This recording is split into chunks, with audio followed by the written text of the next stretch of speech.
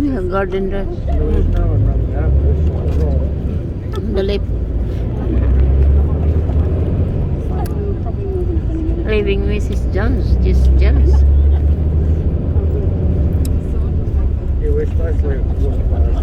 Leslie and R&B.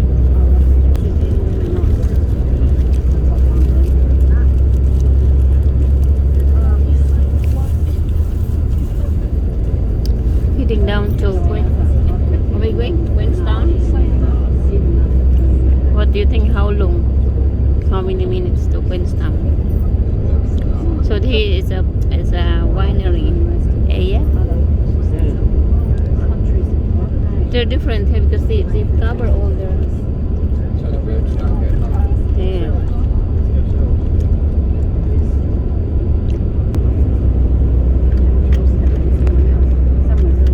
Look at the mountain.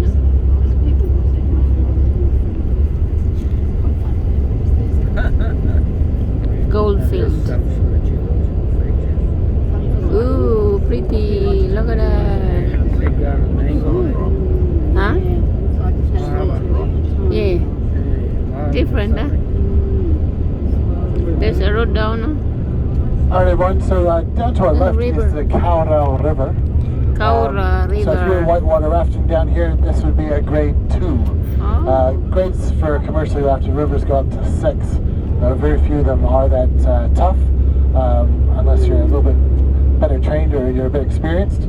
So grade 2 is quite a light river. There is one little 3 part, which is called the Roaring Meg, which is a little bit further up. Now we're about to cross past the Goldfields Mining Centre. Now this is kind of an area which commemorates all the gold panning and the gold mining that we had Gold back in the day. panning. Like, And so gold was a massive thing for the South Island, so much so that they moved the capital from Auckland down to Wellington to make it closer to where the hive of activity was. So this is a little bit of a throwback to that kind of era, and you'll see these little shacks scattered around on the left-hand side.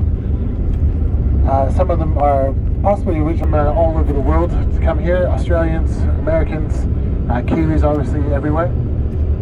And this is around the 1850s.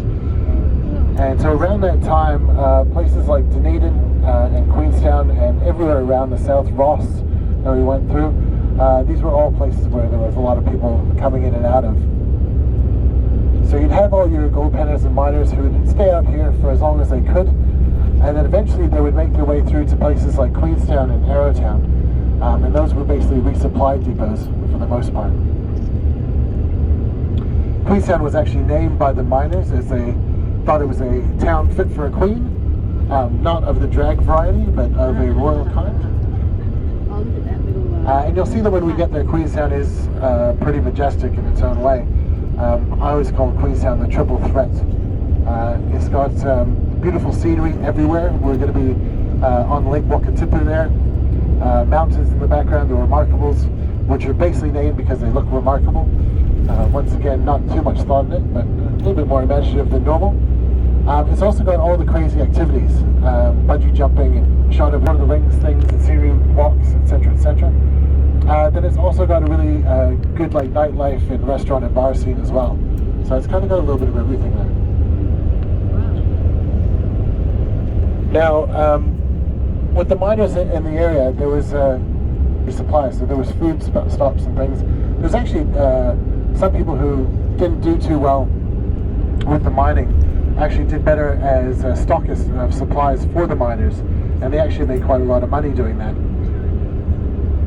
So selling materials and tools and animals and food was kind of more beneficial to some people than actually trying to find gold on their own. really good stone, different. Some of the miners, when they went back to places like Queenstown and things, they not only need to restock their supplies, but they also need to release a little bit of stress. And that generally happened by the hiring of the ladies of the night that were quite abundant in this area. There was also a lot of that up north, and that was not for the miners, but it was for whalers, so up in Russell. That was called the Hellhole of the Pacific because of all the whalers that would go in and cause lawlessness and hire their prostitutes and drink their booze. So Queenstown was a little bit similar in that way. After a while, though, what was happening was that the miners had amassed enough of a fortune, and they decided they wanted to go buy a plot of land and settle down and do something else. And who better to settle down with than a lady you'd been paying for sex for the last couple of years? So that's kind of what happened, unfortunately, or fortunately, is that the miners ended up marrying off quite a lot of the ladies. Now this left some of the gentlemen who, the brothel owners, in a bit of a quandary because they were losing their employees. So one brothel owner decided against everyone's, well, sort of said it's a bad idea, but he decided to hire a lady named Meg. Now Meg apparently wasn't much to look at, but she was very enthusiastic in her work. So she was known as Roaring Meg because of how loud she was. So she got a bit of a legend about her, but he felt like if he had hired Meg, he didn't think that anyone would want to marry her, so he'd always have someone working for him. It's kind of this idea. So deep. So they actually named this part of the river down to our left after her, so this is called the Roaring Meg. Roaring Meg. Yeah. Probably not too PC these days, but that's what happens. Scary. So it's a little bit further along, but you'll see that it's actually, the most powerful part of the river. The good news is that apparently Meg did get married in the end. Someone did decide to wed her off, and so that was great. That gave people like me and Lori hope. Well, maybe me. He's been married twice. Me, not so much. Wow. So this is actually a little hydroelectric plant as well. Doesn't give off a ton of energy. It's pretty tiny, but yeah, does its job. So there's a Roaring Meg down there.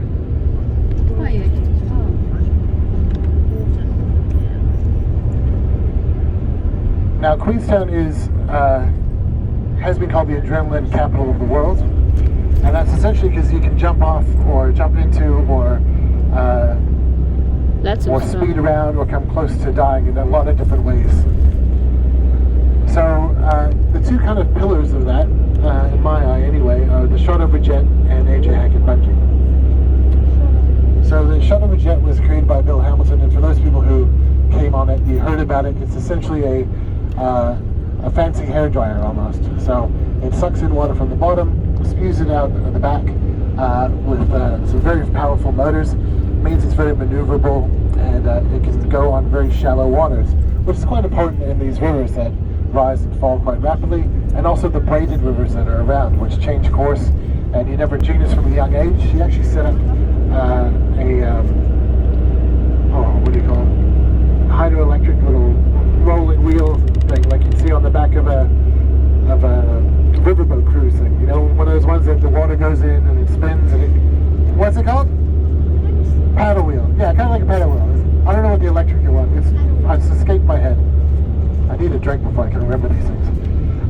So he actually created one for his mother, so to power his mother's house.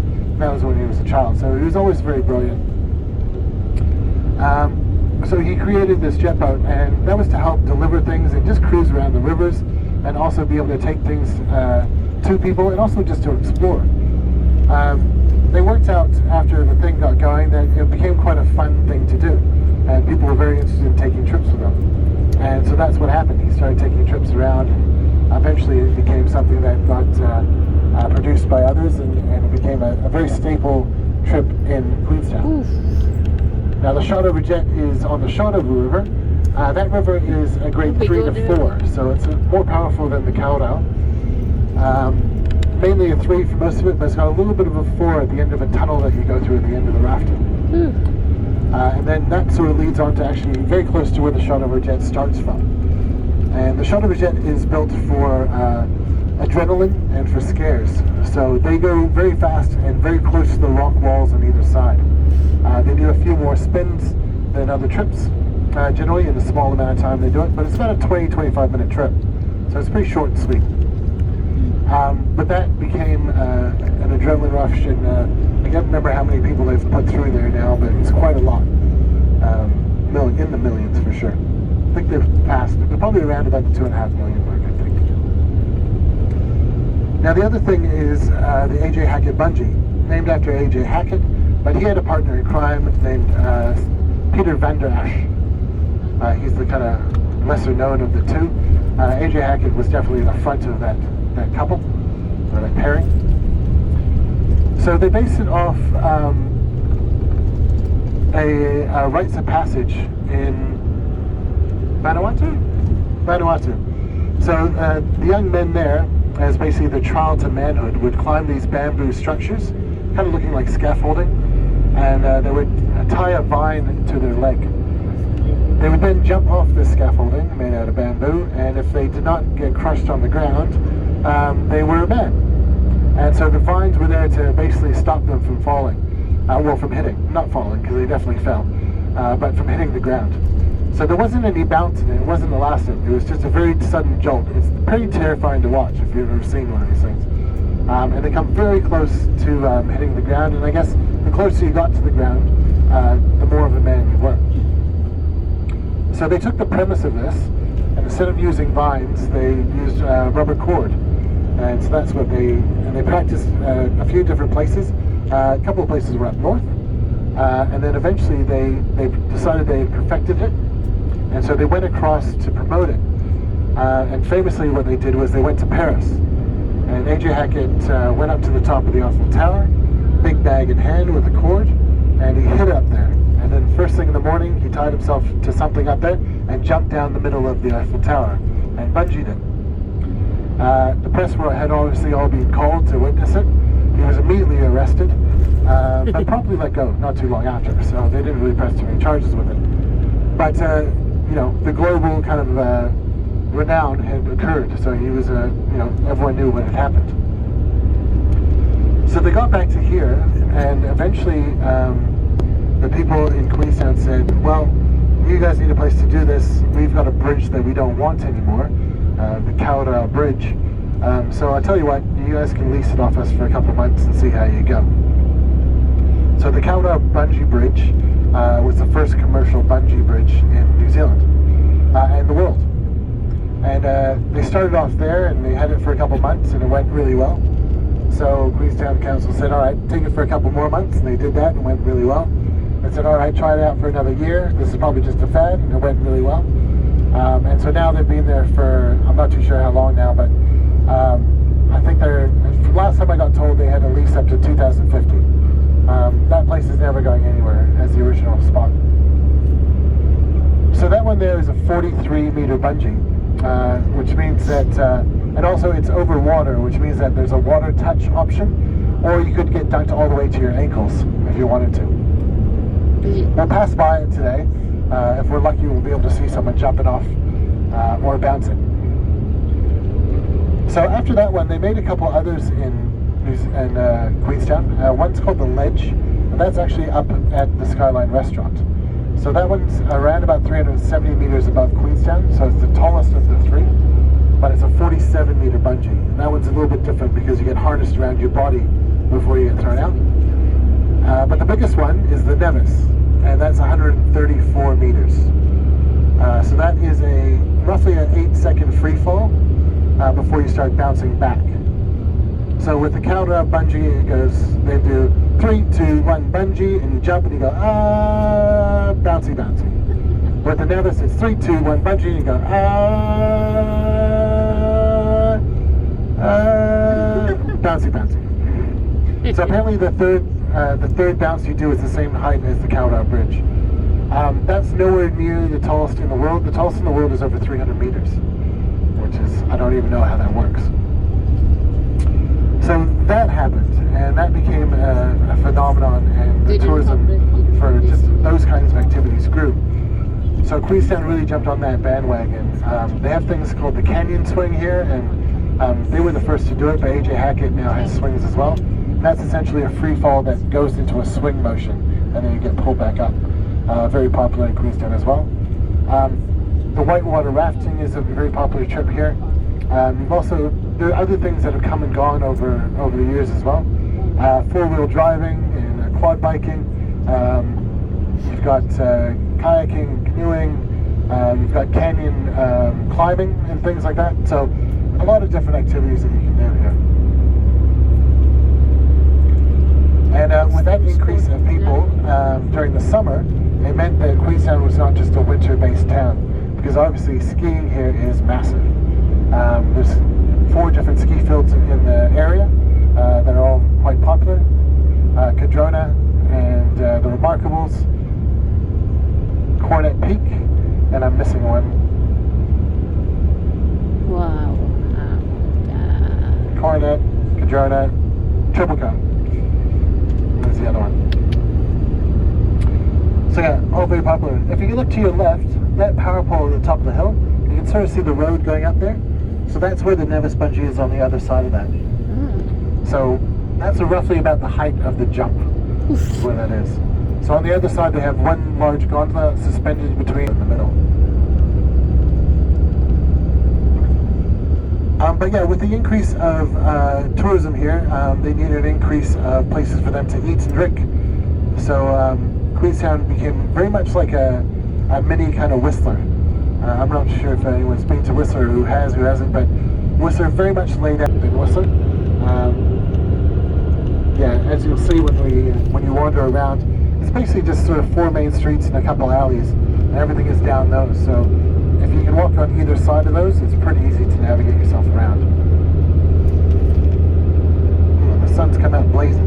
In the area is around about 18,000 people.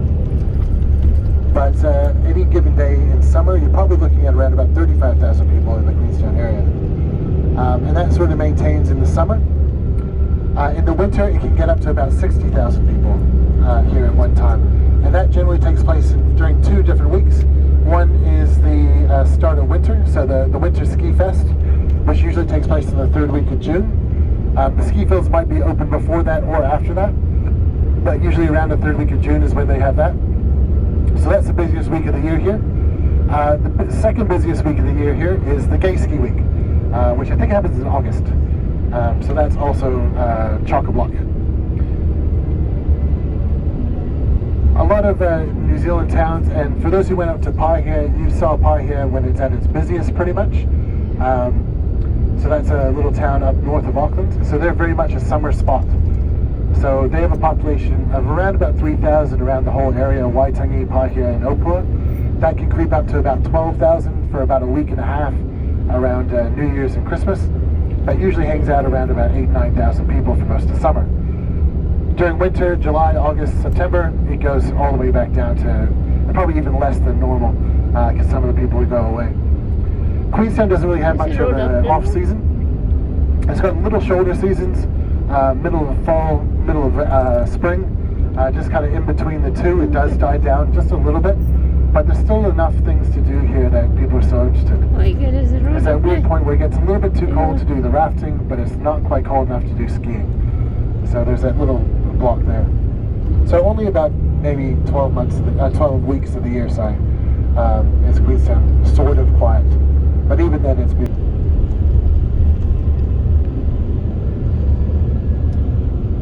So saying that, as long as you know the name of the place you need to get to in Queenstown, if you ask anyone any information, go into a shop, ask them where this is. They're very used to, tourists wandering around, being a little bit aimless sometimes. So yeah, just ask someone and they'll point you in the right direction, I'm sure.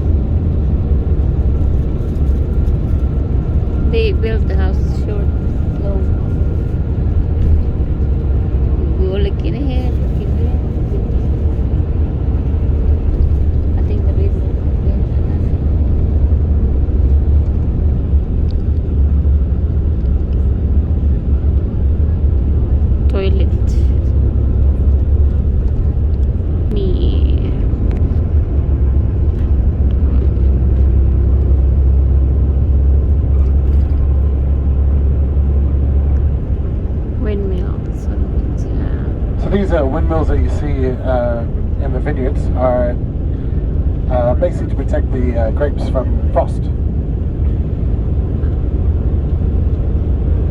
Sometimes if these aren't working well enough, or over the grapes, just to keep them a bit clear in case there's a early seasonal chill.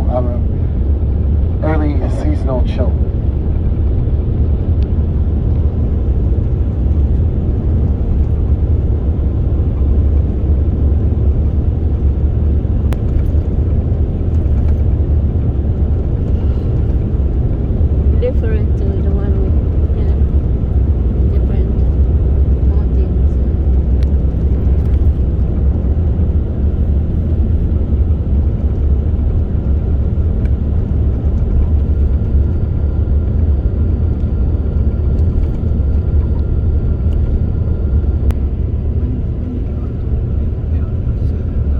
Where?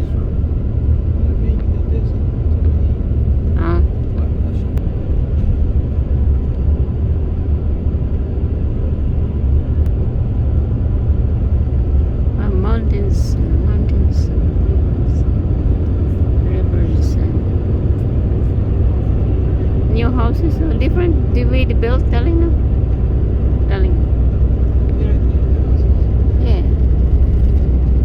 Queenstown, going that way. It's an arrow up there.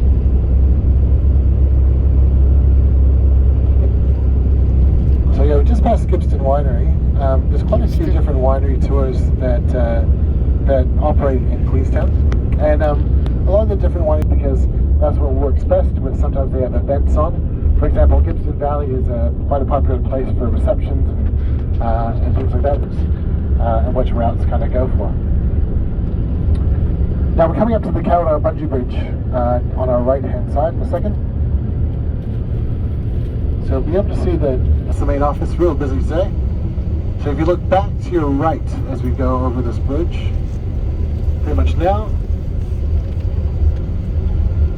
Wow. See anyone jumping? No.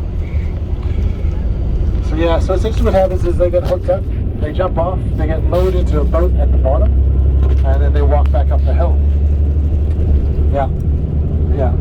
Meanwhile, the person working at the top has to coil the bungee cord all the way back up to the top. And so yeah, the oldest one, I think the record for the oldest is 87 or something like that, and the youngest is around about 9. But yeah, they have different size cords for different size people, and that's how they can work out whether you touch the water or don't touch the water. It's not an exact science. It also depends on how you jump. If you just fall forward and sort of dive down towards the water, you get a nice smooth jump. A lot of people kind of freak out and jump kind of feet first, so they just jump out and like if they're going to land on a platform, but then you just get swung around at the bottom, so you don't actually won't go as far down. There's a little bit of a technique to it too.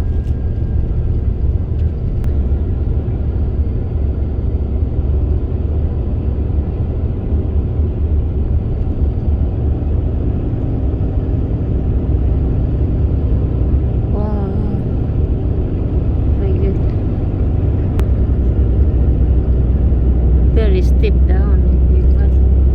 You don't need a bus like Philippines and jeepney, because when you go inside, you need a very good car.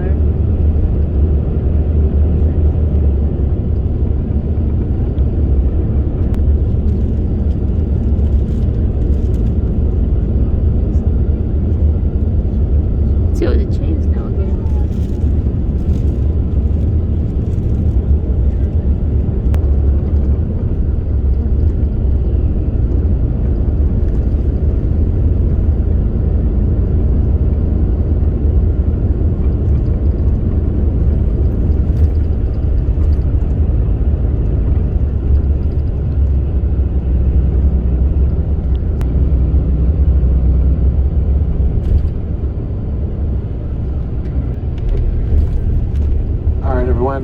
We're going to do one last stop before we go into Queenstown, which is in Arrowtown. So this is we're going to do a quick one here because we are running a little late. But this is quite good that we get to go in here because it saves you trying to get out yourselves all the way out here. over the next couple of days. Lake District. A lot of people like to come out here. It's once again, it was a bit of a reset. They were kind of given out at and thought to be, empty. But Chinese were pretty worked those areas as much as they could, and they actually did really, really well. So there's a little Chinese community thing out here just to commemorate. It's a little bit regimented in that sense. In fact, the biggest it was a very oddball color, and it was not basically the cream or white that he was supposed to paint it. So this caused a bit of an uproar, and the council interviewed him, and they asked him about his color choices and everything, and he just said he really liked the color, and puke green was his favorite thing in the world for his house, and etc., etc. And he waited. 2 weeks went by, didn't change it. 3 weeks, 4 weeks, 5 weeks, and basically the day before the deadline, he painted it bright pink. So then he was given 2 weeks to change it, and so once again, he'd been in the paper so many times about this because there was more uproar. The locals were angry. It was bringing down the cost of the houses. And then the media came back after he painted it pink and said, "Oh, why did you do this?" And he just basically said, "I've never had so much free advertising in my life." So eventually after 2 months, he painted it the correct color. Oh, so they have a lot paint. Yeah, meanwhile, we bought another 8 stores in Australia.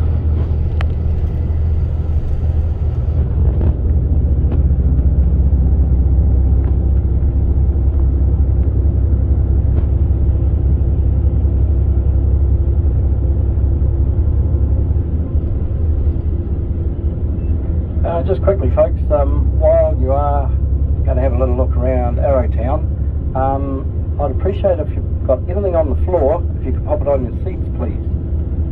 I'll start doing my vacuuming while you're going to have a little look at Arrowtown. Start by cleaning. Appreciate that if that's alright.